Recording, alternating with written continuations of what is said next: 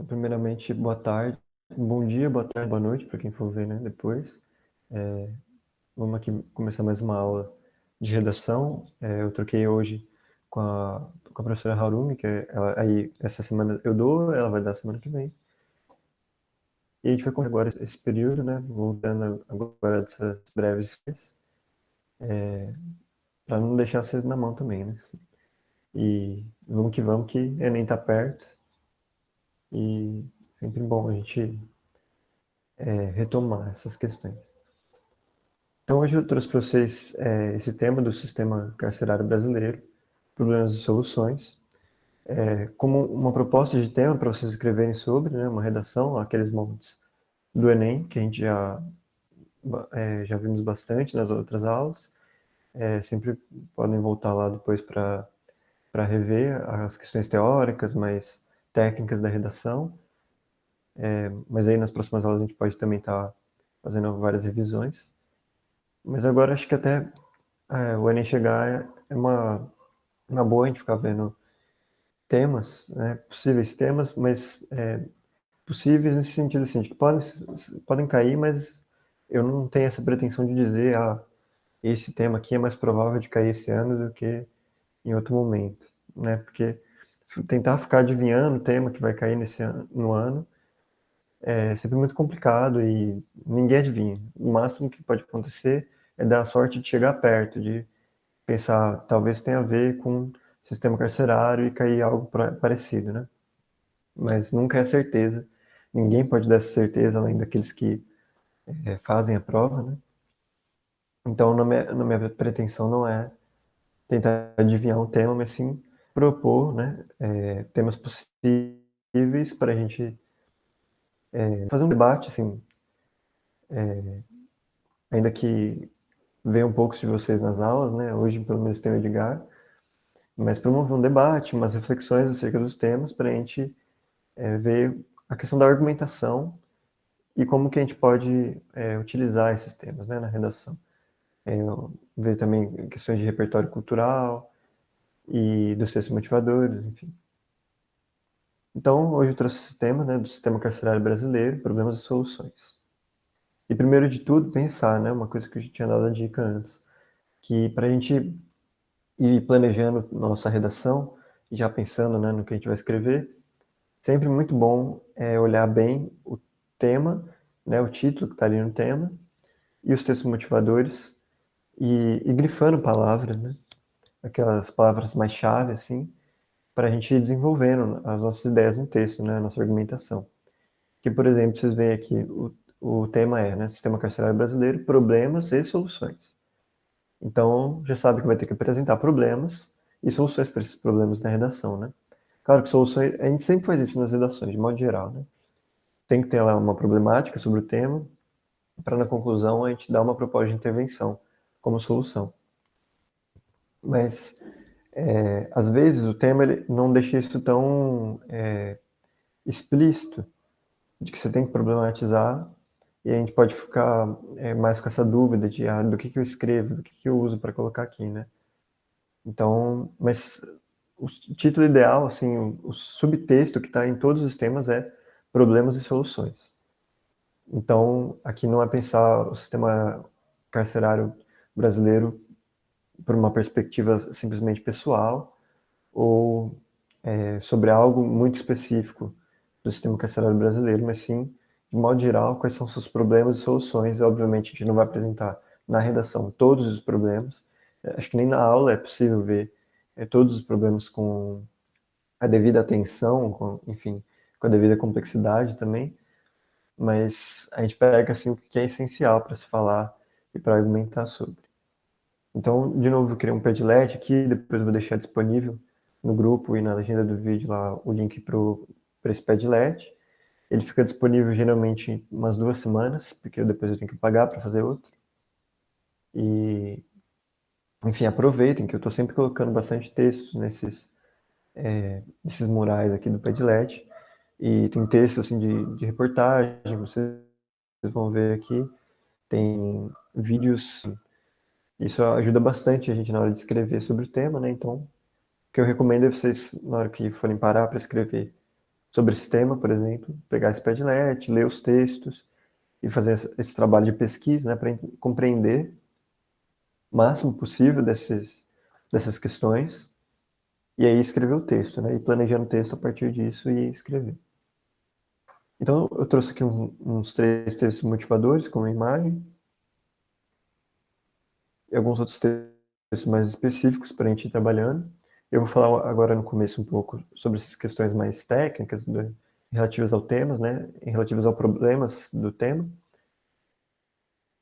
Trouxe aqui alguns links de notícia, de artigo, e mais para frente a gente vai ver questões de repertório, as soluções possíveis, né, especificamente, e aí vamos terminar e com uma reflexão depois que eu vou deixar para vocês. Então, assim, eu vou ler um pouquinho dos textos motivadores, só para falar um pouco, né?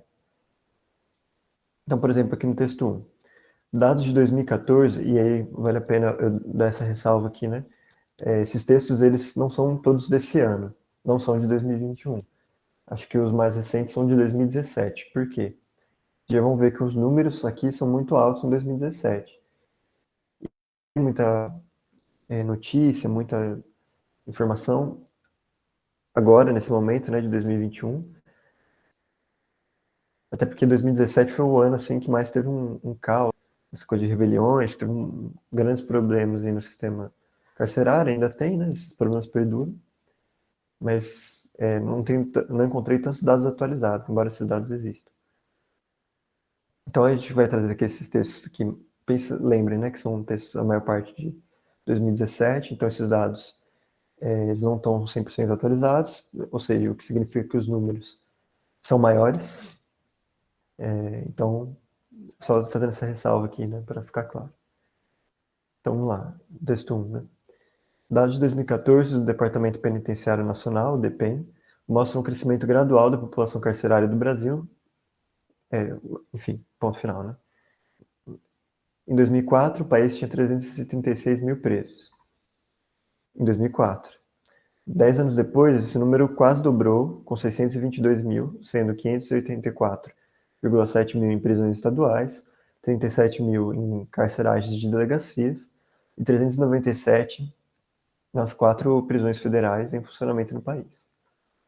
A quantidade de vagas, porém, não acompanha o crescimento. Em 2014, o número de vagas era de 371,8 mil.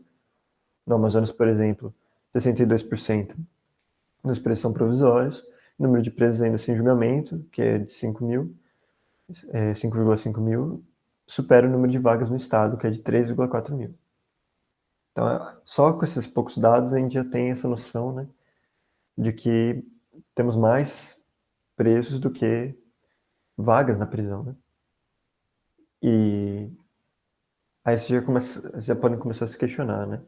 A quantidade de prisões, a quantidade de vagas de prisões que é o problema, ou o problema é essa população carcerária ser maior do que a quantidade de vagas, o número de prisões, né? Já esse é o primeiro questionamento. A gente tem no texto 2 aqui uma imagem, né, uma charge do sistema penitenciário brasileiro como uma panela de pressão, né, principalmente para rebeliões. E no texto 3, né, que diz assim: o déficit de vagas é apenas um dos problemas das prisões no Brasil. Além da superlotação, a falta de água e ventilação, os problemas no atendimento médico e na alimentação dos detentos e a ausência de atividades educacionais são outros aspectos que fazem parte da realidade carcerária do Brasil. Quem frequenta as penitenciárias sabe que não só as condições sanitárias, mas também humanas são precárias. A violência interna entre os presos carcerários. A prisão no Brasil é como um barril de pólvora, afirmou o presidente da Ordem dos Advogados do Brasil. Então, vamos aos problemas, né? Então, primeiro, comentar aqui, né? Eu já deixei o link do site do governo federal, né? Que explica o que é o DPEM, né? Esse Departamento Penitenciário, que é um órgão subordinado ao Ministério da Segurança, o Ministério da Justiça, que é o órgão executivo que acompanha e controla a aplicação da lei e execução penal e das diretrizes de política penitenciária nacional. O DPEM é responsável pelo sistema penitenciário federal, cujos principais objetivos são o isolamento das lideranças do crime organizado, cumprimento rigoroso da lei de execução penal e custódia de presos, condenados e provisórios sujeitos ao regime disciplinar diferenciado. Líderes de organização criminosa, presos responsáveis pela prática reiterada de crimes violentos, enfim. E vale a pena vocês darem uma lida em todo o artigo, né, explicando o que é o DPEM. E por que é importante saber, né, quem é esse órgão, né, o Departamento Penitenciário Nacional. Porque na hora da gente promover ali uma proposta de intervenção na conclusão, a gente tem que detalhar bem os agentes, né, de preferência dois. Aqui eu trouxe um, mais especificamente que é o DPEM, mas lembrando, né, daquela sigla GOMIFES, né, governo, ONG, mídia, Estado, família, sociedade, né, são os agentes possíveis que a gente pode usar.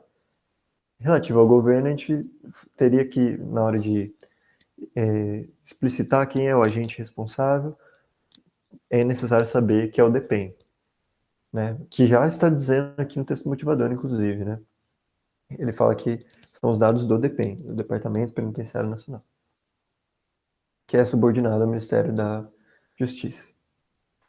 Então, se vocês forem usar, por exemplo, na conclusão, o governo como agente de intervenção na proposta, então vocês têm que detalhar que é o DPEM o responsável por isso. Né? Aqui eu deixei também um artigo de 3 páginas, bem curtinho, que vocês podem ler depois, sobre a ineficácia do sistema carcerário brasileiro como órgão ressocializador, né? Trabalhando essa questão de como reintegrar, né? Reinserir os prisioneiros na sociedade, né? Depois que eles saem da prisão. Porque o objetivo da prisão também é esse, né? Não é só uma punição pelos crimes. Ah, se cometer um crime, agora ficar um tempo preso. Não, mas você tem que ressocializar o criminoso, né? Para que quando ele volte para a sociedade, ele possa só agregar e não cometer os crimes de novo, né? Mas que no nosso sistema carcerário brasileiro é um problema essa questão da ressocialização, né? E tem esse artigo que é bem simples, bem curtinho, falando um pouco sobre, né? Então vamos aos problemas, né? E aí eu trouxe também um link da BBC, e vale a pena vocês lerem toda a reportagem, né? Falando sobre os problemas, aqui eu peguei só alguns recortes para a gente ter uma ideia assim mais geral. E aí o primeiro, né? A questão da superlotação. Então, um dos principais problemas do sistema penitenciário brasileiro é a superlotação, com a quarta maior população carcerária do mundo. O Brasil possui, segundo o Ministério da Justiça, 622 mil detentos, mas apenas 371 mil vagas. Cada mês, penitenciários de todo o país recebem 3 mil novos presos. E desde 2000, a população carcerária praticamente dobrou de tamanho. Então, a gente já entende a superlotação como um problema, né? Alguém pode pensar, mas aí a solução, então, é criar mais cadeias, criar mais vagas. Só que a gente tem que pensar também, né, que essa superlotação acontece porque você tem na mesma prisão prisioneiros que foram criminosos condenados, que passaram pelo julgamento, foram condenados, prisioneiros que estão em questão de regime provisório, né, prisão preventiva, ou seja, eles ainda não foram julgados, e junta com facções criminosas, com vários tipos de criminosos, todos na mesma cela, vai colocando na mesma cela, uma cela que às vezes tem vaga para, sei lá, 5 pessoas e coloca 15. Aí tem um engraçadinho que vai falar, mas se tem 15 é porque cabe 15, mas não é para caber 15, né? Para caber menos. Porque se pensa que, tudo bem, eles estão lá presos na mesma cela, mas tem que haver espaço, né? Para que eles possam dormir, para que eles possam respirar, enfim, para não ter outros problemas como os próximos que a gente vai ver também. Que, por exemplo, o problema 3, aqui já vou pular para o 3 antes de ir para o 2, que é o da saúde precária, né? Que estudos mostram que detentos brasileiros têm 30 vezes mais chance de contrair tuberculose e quase 10 vezes mais chance de serem infectados por HIV do que o restante da população. Além disso, estão mais vulneráveis à dependência de álcool e drogas. Então, a saúde precária também tem a ver com a superlotação, né? Pensar que tem lá 15, 20 prisioneiros dentro da mesma cela, então a questão de higiene é, no mínimo, complicada, né? Porque por mais que eles possam tentar se organizar ali, a higiene vai ser precária, né? Só um vasinho sanitário, com certeza, não há dúvidas de que dentro dos presídios não há um controle de pragas, por exemplo, de de ratos, de outros roedores, baratas, insetos rastejantes, né? Então, tem insetos e roedores que levam doenças para dentro desses lugares, e não há detetização, não há uma medida sanitária contra isso, né? E isso influencia nessa questão da saúde precária, né? E aí muitos acabam morrendo ou saindo muito doentes da prisão por conta disso. Outro problema, a reincidência, né? Que seria, ou seja, ao voltar a praticar o crime, né? Que é um problema global, mas aqui no Brasil tem dimensões muito maiores. Segundo estatísticas oficiais, 70% dos que deixam a prisão acabam cometendo crimes novamente. A solução para esse problema, na avaliação dos especialistas, passa pelo tratamento recebido pelos detentos, que é aquilo que a gente falou da ressocialização, né? Sendo assim, medidas socioeducativas dentro das prisões são indispensáveis para reentregá-los à sociedade. Um relatório sobre incidência realizado no Departamento de Justiça dos Estados em 2007 mostrou que um encarceramento mais rígido aumenta, na verdade, as chances de um ex-detento voltar a cometer crimes. Enquanto isso, indica o estudo, prisões que incorporam programas cognitivos, comportamentais, baseados na teoria da aprendizagem social, são mais efetivas em manter esses detentos longe das grades, né? Que eles, de fato, seriam ressocializados, aptos a voltar a conviver em sociedade e não cometerem mais crimes, né? Aqui um outro problema é a administração, né? Sabendo que o sistema prisional brasileiro sofre com a má administração, que são prisões geridas tanto pelo poder público quanto pelo capital privado, enfrentam problemas como superlotação, condições insalubres, rebeliões, e isso tem a ver, sim, com a administração, né? Então, por exemplo, aquela questão da higiene, das condições insalubres aqui que eles colocaram, que podem ser resolvidas pela administração da prisão, e não são simplesmente ignoradas, né? A mesma coisa para superlotação e rebeliões, né? Que na hora de resolver a rebelião, obviamente eles resolvem, mas ainda assim da maneira mais violenta possível, né? Como aquela cena daquele filme do Tropa de Elite 2 lá, que o Bop entra na prisão e mata mesmo o cara. Não há uma negociação para salvar o refém, não há depois um interrogatório, um outro julgamento, simplesmente entram, matam, acabam com a rebelião. Assim como o caso, por exemplo, de Carandiru, que resultou na morte ali de mais de 100 pessoas, né? Foi um massacre, e isso é tido muitas vezes como normal, faz parte ali, né? Acaba agregando a espetacularização da violência, né? Que a mídia tanto promove, né? Programas como, por exemplo, esses programas de pinga-sangue, né? Do Datena, do Siqueira Júnior, do Bate, que são sensacionalistas em primeiro lugar, né? Que fazem todo um auê ali em volta, né? Da notícia, do que está acontecendo, e julgam mesmo, né? Então eu lembro que tinha um programa lá do Bate que ia entrevistar a filha de um senhorzinho que tinha sido assassinado. E tudo bem, o senhorzinho tinha sido assassinado, estava entrevistando a filha, mas aí o apresentador lá, o Bate, fez questão de falar que, mas que ele muito provavelmente era envolvido com agiotagem, estava devendo para um agiota. Só que ele tirou isso do nada. Isso talvez nem fosse uma questão para a polícia, de repente nem a polícia estava pensando nisso, né? Mas ele fez questão de falar e colocar lá na manchete da TV, ao vivo, que o senhorzinho estava envolvido com a agiotagem e foi assassinado. E aí a filha dele falou, né, toda exaltada, com razão, nervosa, enfim, chorando, que o pai não era envolvido com agiota, não sei o quê, que isso era um absurdo falar isso, enfim, em rede nacional, ao vivo, enfim. E é isso que esses programas fazem, eles promovem isso, né, diariamente. Então, todo dia, se você colocar lá no programa do Datena, do Siqueira Júnior, eles vão estar falando dessas desgraças, dos crimes, julgando, né? Eles sempre falando, o vagabundo que não fez não sei o quê, o marginal que não sei o quê. E às vezes nem sabe direito o que está acontecendo, mas tem um julgamento ali, né? Por exemplo, tinha um lá que era uma perseguição policial, não dava para ver quem que tinha atirado em quem, por que a polícia estava atirando, em quem que estava atirando, mas o Datena já criando uma narrativa ali, né, de que tava rolando a perseguição, eles fizeram tal coisa, a polícia foi lá e matou.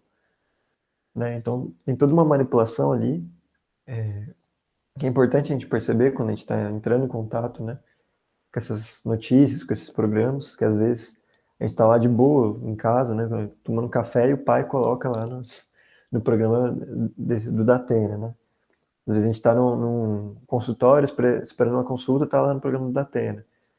Então é sempre bom a gente ter esse olhar crítico, né, de por quê, né? Por que que a todo momento eu estou falando dessas coisas? Por que que se fala já com esse julgamento, com esses conceitos, né? Já vem com preconceito também, né? Esses programas, né? Inclusive tem um outro vídeo que eu esqueci de pôr aqui no Padlet, depois eu vou ver para colocar, que é especificamente sobre esses programas, né? Dessa mídia sensacionalista sobre o crime, né?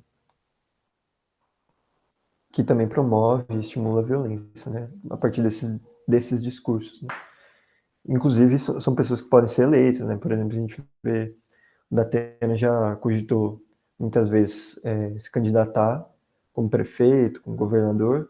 O Siqueira Júnior, mais recentemente, tem uma notícia lá de que ele e outros tantos apresentadores que apoiam o governo federal atual receberam mais de R$ 200 mil em incentivos, né, para falar bem do governo, para, enfim, fazer o que eles já fazem.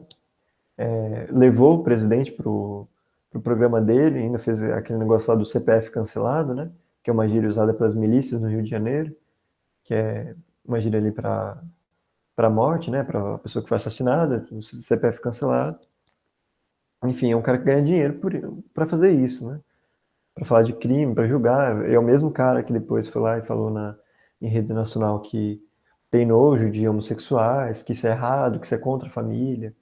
Como se falar da maneira como ele fala, né? Sobre a criminalidade não fosse também um problema ali para as famílias, né? E para a moral cristã tão defendida, assim, né?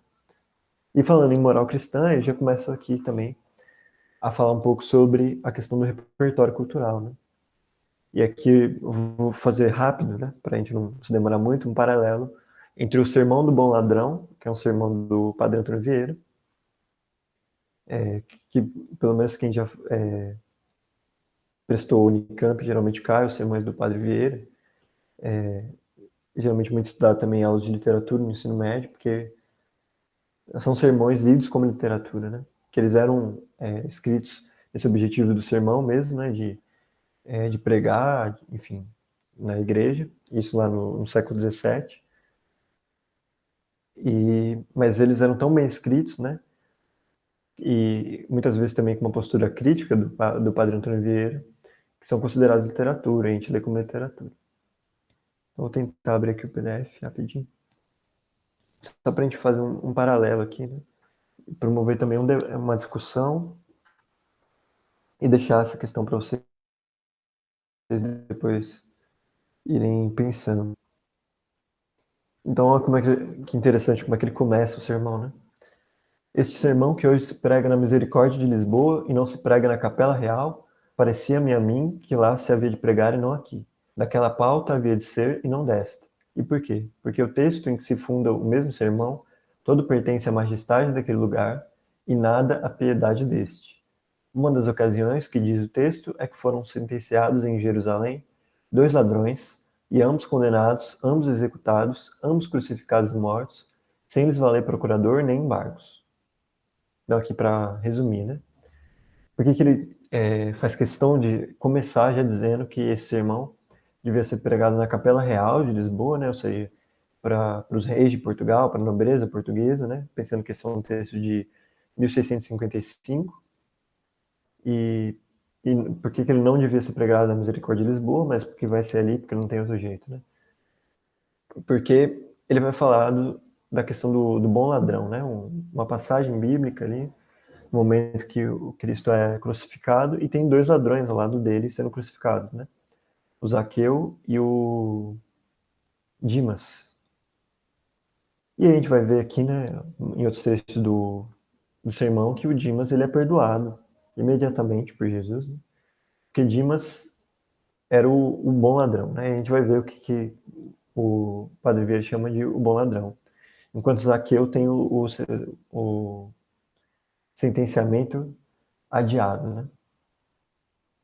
E o porquê dele falar disso, né, de que isso tinha que ser uma pauta da Capela Real e não de outra capela, mas no sentido de que, a gente vai ver aqui, né, do que ele fala de que nem os reis podem ir ao paraíso sem levar consigo os ladrões, nem os ladrões podem ir ao inferno sem levar consigo os reis. Isto é o que hei de pregar.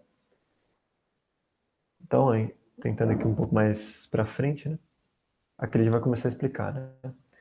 Se o alheio que se tomou ou retém se pode restituir e não se restitui, a penitência deste e de outros pecados não é verdadeira penitência, senão simulada e fingida, porque se não perdoa o pecado sem se restituir o roubado, quando quem o roubou tem possibilidade de restituir. Esta única exceção de regra foi a felicidade do bom ladrão, e esta a razão porque ele se salvou, e também o mal se pudera salvar sem restituírem. Como ladrão que tinha sido, faltava-lhe com que restituir. É aquele falando de Dimas já, né? Como cristão que começava a ser, faltava-lhe o batismo, mas assim como o sangue que derramou na cruz, lhe supriu o batismo, assim a sua desnudez, a sua impossibilidade, lhe supriu a restituição e por isso se salvou.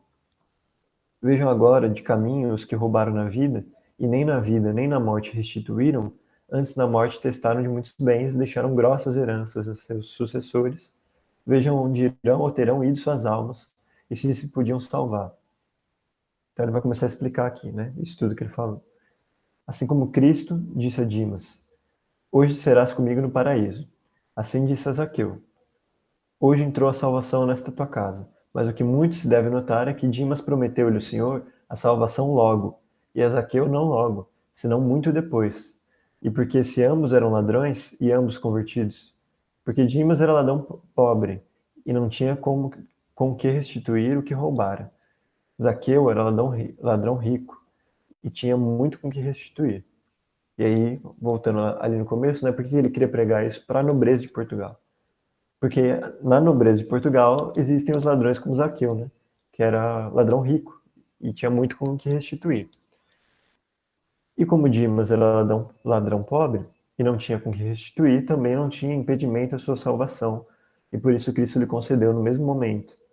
Pelo contrário, Zaqueu, como era ladrão rico e tinha muito com que restituir, não lhe podia Cristo assegurar a salvação antes que restituísse, e por isso lhe dilatou a promessa. Então, o que ele está dizendo aqui, né, só para a gente resumir e deixar mais nítido, que Dimas, por ser ladrão pobre, né, roubava porque precisava, porque não tinha dinheiro, não tinha como se alimentar, enfim, e por isso roubava, não tinha em vida como restituir aquilo que ele roubou, né? Ele não tinha dinheiro, não tinha nada. E, obviamente, se arrependeu ali, né, na hora de ser crucificado, se converteu, né, aqui o que ele fala de se converter ao cristianismo. E Zaqueu, idem, só que Zaqueu não era pobre, Zaqueu era rico. E roubou sem precisar e não restituiu em vida, né? Então, para Zaqueu ter sua salvação e ir para o céu, ele teria que restituir aquilo que ele roubou, né? Porque ele tem essa possibilidade. Uma possibilidade que Dimas em vida não tinha. Por isso Dimas é salvo e Zaqueu não. Então, o bom ladrão para o padre Vieira é o ladrão pobre, que não tem como restituir.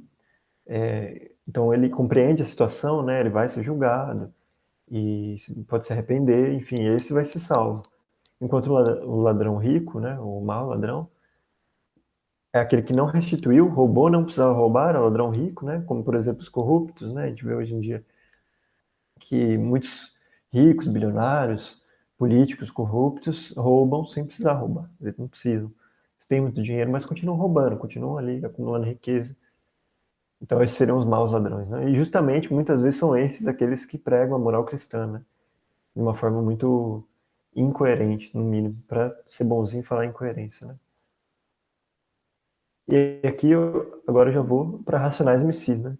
Séculos depois, uma canção de rap, no caso aqui o Vida Louca Parte 2, que o Mano Brown vai cantar assim, né, esses versos.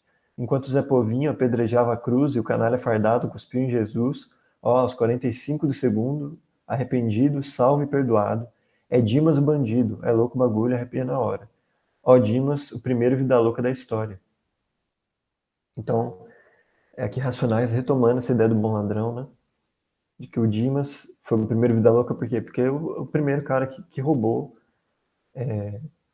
porque não tinha outro jeito. Ele não tinha como restituir em vida, enfim, roubou e foi salvo. Aos 45 do segundo, né, arrependido, salvo e perdoado. Em contraposição a Zaqueu, né? Aquele que não tinha como ser perdoado de imediato.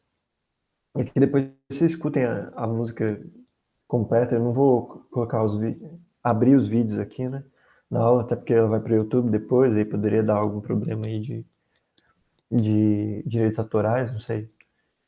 Mas também para não tomar muito tempo da aula, né? Então eu deixei aqui essa música do Racionais, duas, né? Tem essa do Vida Louca Parte 2, o Diário de um Detento, que vai falar sobre essa realidade dentro dos presídios.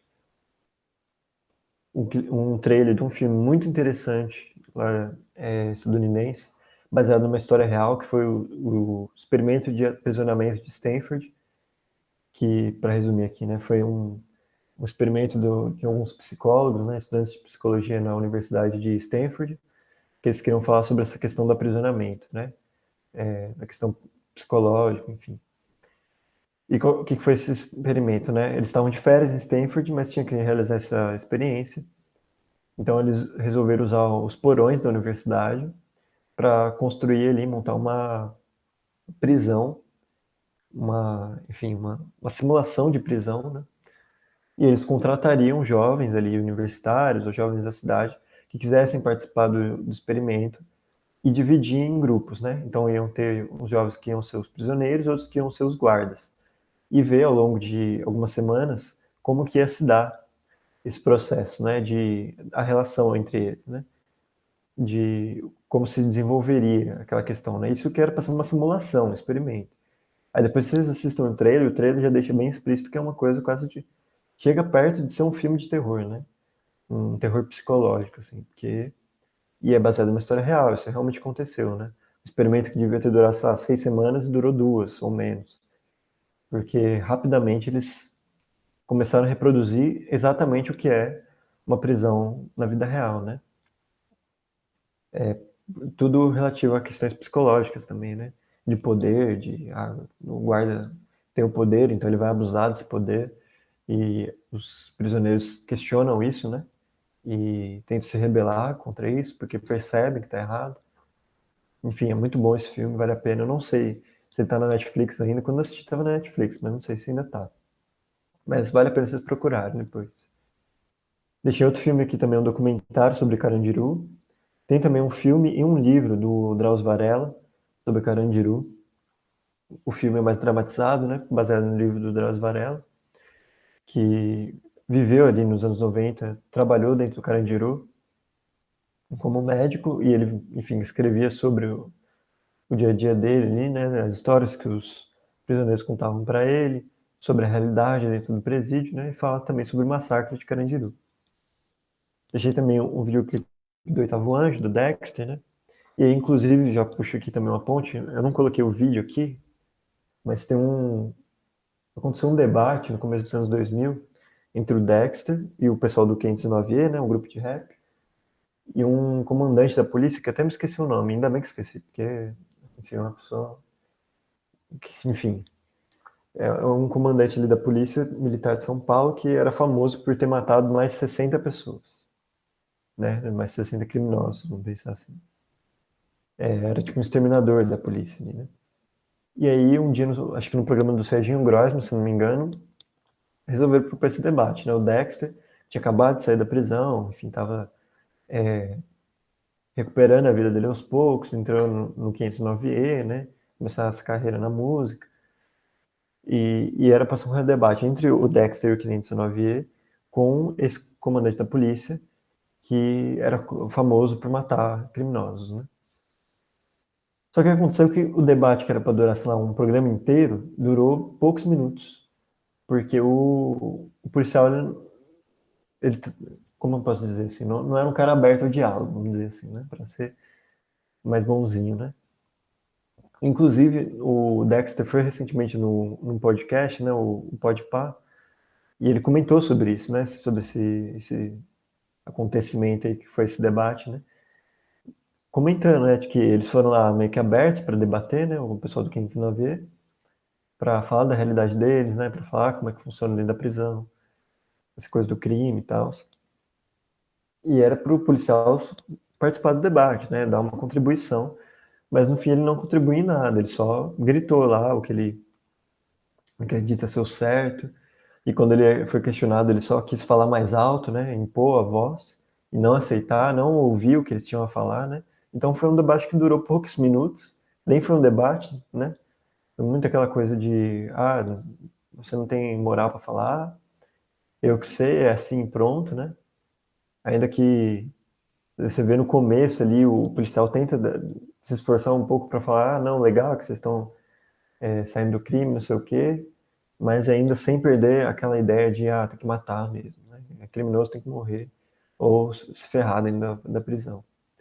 Mas vale a pena vocês irem atrás. Eu não acho legal colocar aqui o vídeo do debate, porque é meio estressante, assim. Você fica meio, tipo, poxa, isso aqui era para ser uma conversa, é o que está acontecendo, né? Diferente do podcast, né? Quando a gente vê, por exemplo, esses caras indo no podcast, como, por exemplo, o Dexter foi, rola um debate, né? Rola de verdade ali uma conversa, mesmo que você escuta o lado do cara, você pode pensar, enfim. É muito mais interessante. E aqui agora vamos também para as soluções, né? E aí, falando das soluções, eu também passo um pouquinho de repertório.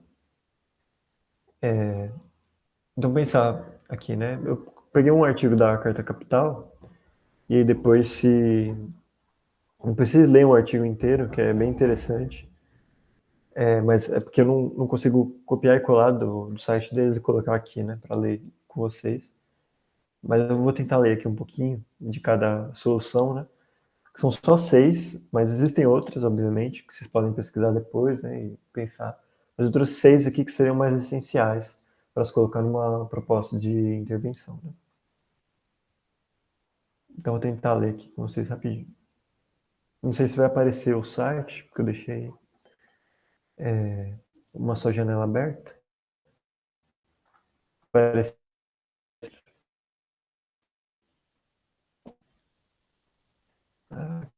aqui. Então, a primeira solução seria diminuir o número de presos provisórios, né? Sabia que de 40% dos mais de 600 mil presos no Brasil ainda não foram julgados. Segundo a ONG Conectas, muitos desses presos têm acesso restrito à justiça e cometeram crimes sem gravidade e poderiam aguardar o julgamento fora da prisão. Em milhares de casos, quando a pena finalmente sai, ela é inferior ao tempo em que o preso esperou pelo julgamento. Milhares de outros acabam sendo absolvidos. E aí, eu até já recomendo um livro para vocês, não sei se dá para ver direitinho aí, vou tentar colocar aqui na câmera, chama A Lua e Dura, acho. Ele até que baratinho, não lembro quanto que é, mas pode pesquisar aí se vocês tiverem interesse em comprar. Deve ter PDF aí na internet. E eu peço desculpa se vocês escutaram algum barulho aqui, mas é que tem criança correndo aqui em cima. Aí deve vir, de repente, um pouco de barulho. Mas enfim, recomendo esse livro, Azul e Dura, da Beatriz Bracha, porque ele vai comentar um pouco sobre essa questão dos presos provisórios que ainda não foram julgados, né? Tem um capítulo específico, só para tentar resumir. Nossa, gente, vocês estão escutando isso aqui? Eu não sei. Pessoal que está aí na sala, vocês estão escutando barulho aqui?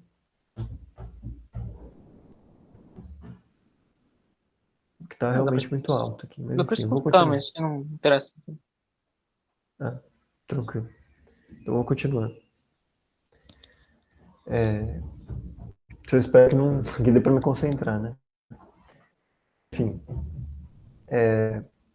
aí nesse livro é uma ficção, né, um romance, mas que fala de uma personagem que é uma mulher rica, né, que estudou cinema, é casada com um advogado muito bem famoso, conceituado, que é filho, inclusive, do ministro da Justiça, e ela acaba, num momento lá, atropelando uma menina deficiente.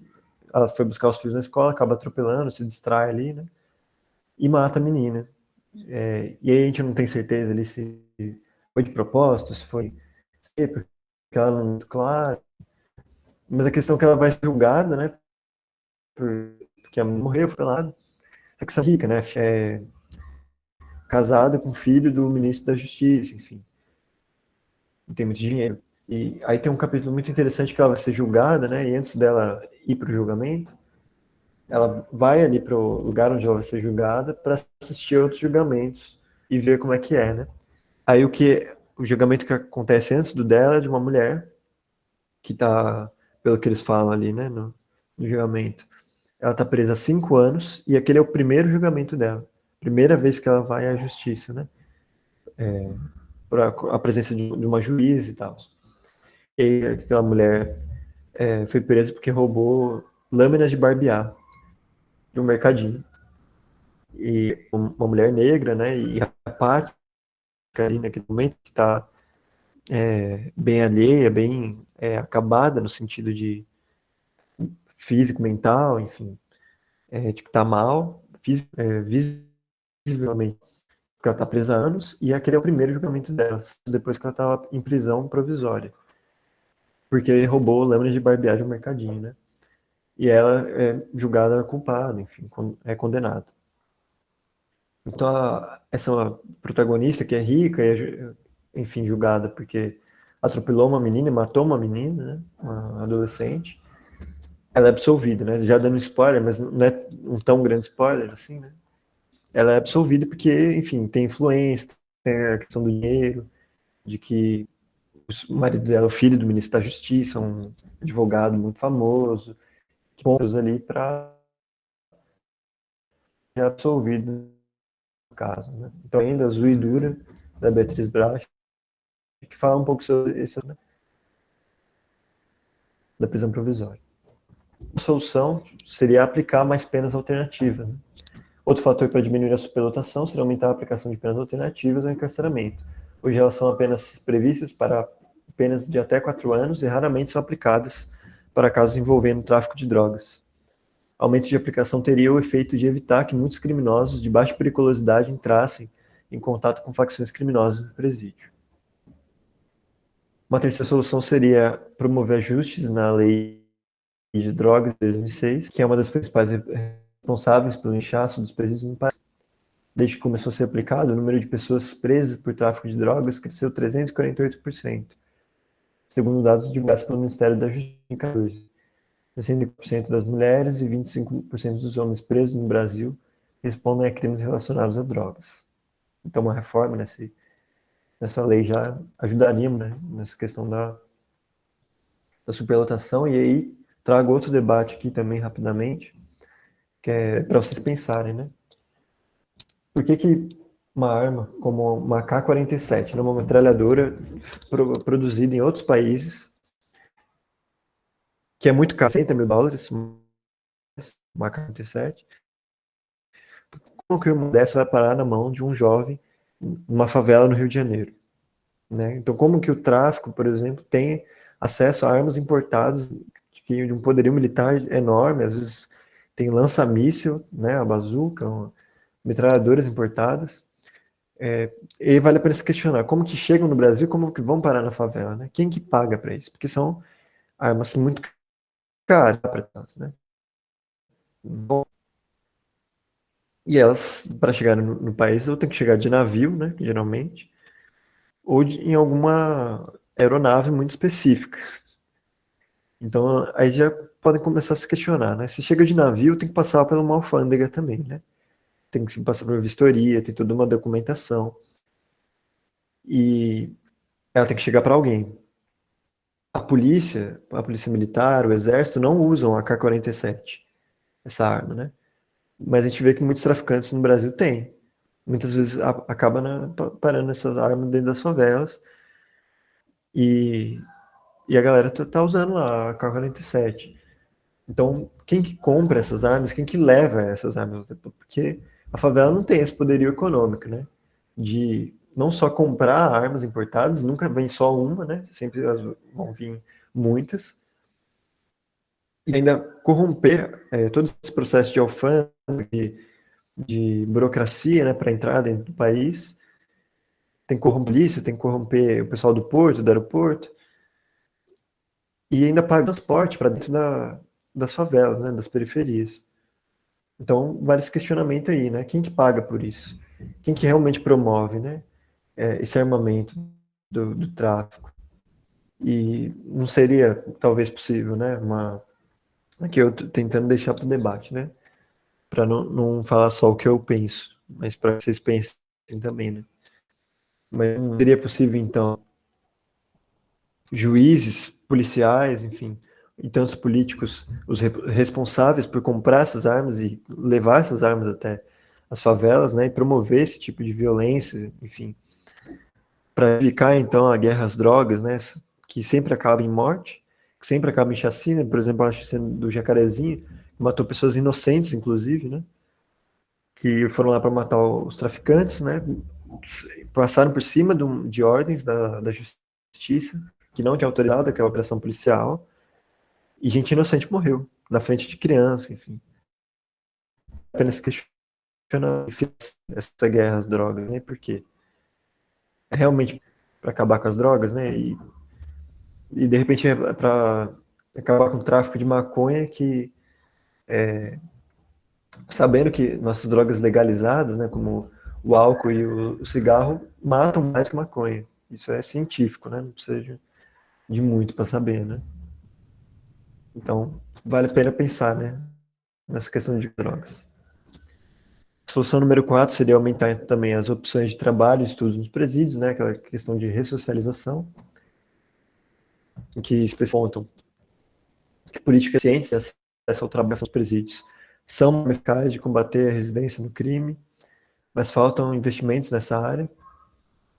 E de presos que atendem atividades educacionais apenas 11% e só 25% dos presos brasileiros realizam algum tipo de trabalho interno ou externo.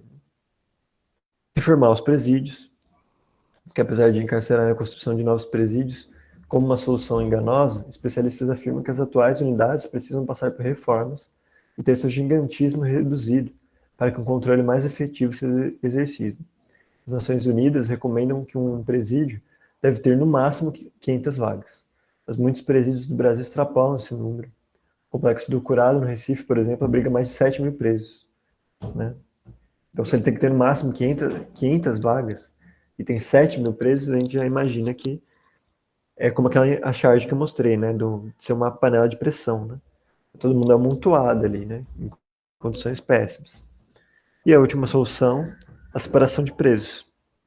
A separação de presos provisórios, dos condenados e entre os condenados. A separação por periculosidade ou gravidade do crime cometido. Está prevista na Lei de Execuções Penais. Na prática, não é o que acontece por causa do sucateamento dos presídios e a superlotação. Então, leiam, né, depois o artigo inteiro, né, para se aprofundar nessas soluções, que é muito interessante. Então é isso, gente. De modo geral, essas são as questões gerais ao tema, né? E aí cabe a vocês, quando vocês forem escrever, pensar, né? Então, são esses os problemas, essas as soluções, como que eu posso encaixar ali, né, nos modelos de redação, né, na questão técnica, que argumento eu posso usar, que argumentos eu vou usar na introdução, que repertório eu vou usar, se eu vou usar esse que eu coloquei no Padlet, se eu vou usar algum que eu já tenha, né, na minha experiência, que conectivos vou usar, enfim, e quais são as propostas de soluções que vocês vão colocar ali na conclusão, e como vocês vão detalhar, enfim, vale a pena pensar isso. Aí só para fechar, eu deixo também uma solução não, debate, né, acerca uma questão, né? Vou deixar, não vou responder, até porque não é não seria uma resposta fechada, né? Mas para vocês que estão assistindo, qual seria a diferença entre uma prisão comum, né? Um presídio comum, como esse que a gente está vendo aqui, comum entre aspas também, né? Qual a diferença desse presídio para um campo de concentração? Que vale muito a pena pensar essa diferença, né? E onde se dá essa diferença. Aí se o Edgar quiser comentar alguma coisa, tem alguma dúvida, pode falar agora. Já podia falar Não, antes, né? Mas não tenho nada pra entender tudo. tranquilo. Então, se tiverem dúvidas, depois vocês podem mandar lá no WhatsApp ou comentar no vídeo. De modo geral, era isso que tinha para trazer hoje, essas reflexões. pensem sobre, enfim, escrevam a redação. Esse link do Padlet vai estar disponível até daqui umas 2, 3 semanas. Depois eu vou ter que pagar, mas aproveitem que ele vai estar lá. Então é isso. Se não tiver mais uma dúvida, a gente pode fechar já a aula.